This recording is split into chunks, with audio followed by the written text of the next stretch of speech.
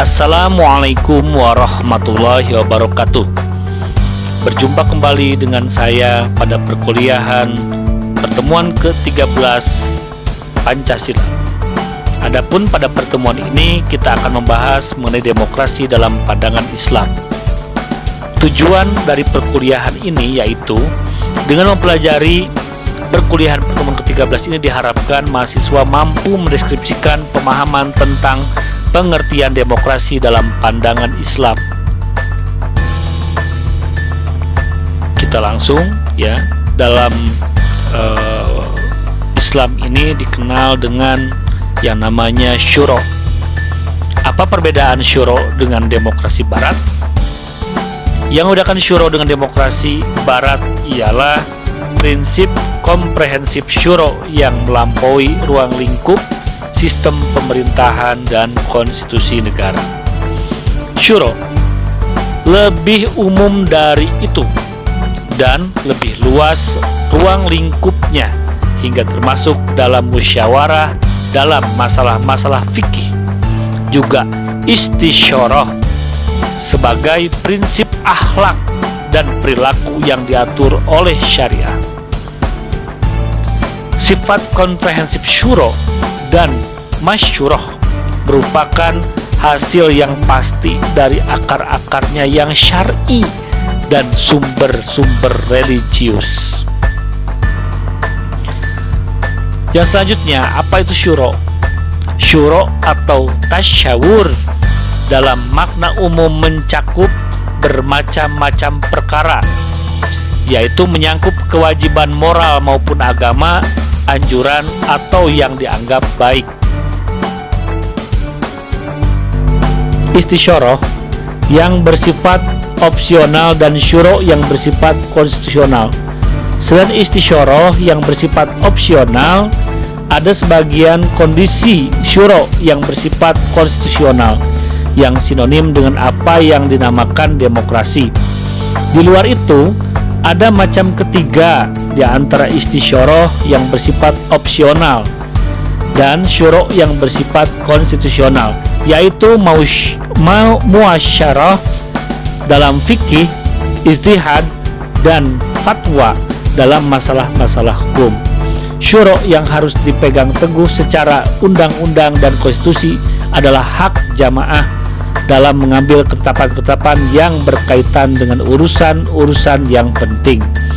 Ketetapan-ketetapan itu tidak dipaksakan dari pihak asing atau dari minoritas yang mengambil keputusan dengan kekerasan. Tujuan syuro yang bersifat konstitusional itu seperti apa?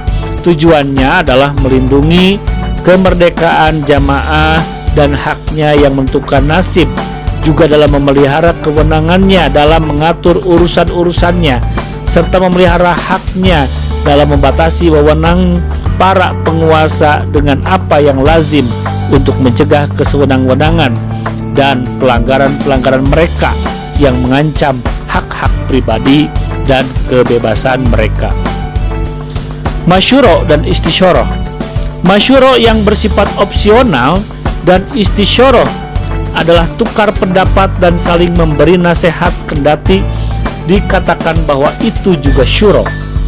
Kedatipun seperti pernyataan di atas, tidak boleh diartikan bahwa hukum syuro berlaku pula pada masyurah opsional dan istisyarah.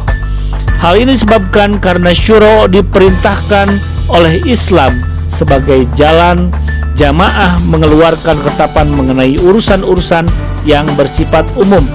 Jadi syuro menghasilkan ketetapan bersama adalah syuro yang mengeluarkan ketetapan yang harus ditaati.